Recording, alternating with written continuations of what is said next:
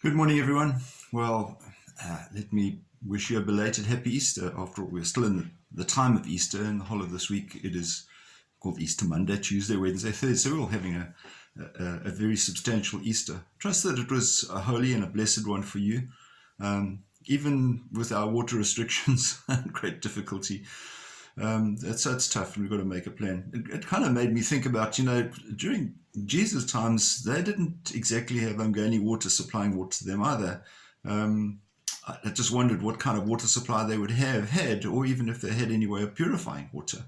So even if they had taken it from, seawater or river water or whatever, surely it would need some kind of purification. And I don't think there was any ducted water at that stage. So it was all carried in barrels and drums and jugs and so forth. So when we talk about the miracle at Cana, that great volume of water that they had there had to be carried in there somehow.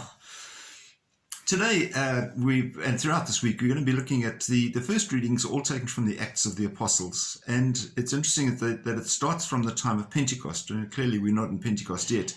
But the Acts of the Apostles picks up in the early development of the church. But the Gospel talks about not the time after Pentecost, but the time after the resurrection, which is what we're looking at. And today's Gospel is Matthew's Gospel, and we're looking at chapter 28.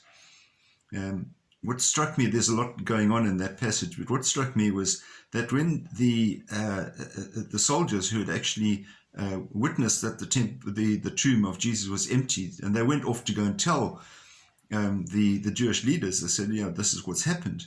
And the Jewish leaders all got together and they had this big conference. They came out and they gave these guys lots of money to keep their mouths closed. They said, don't tell anyone.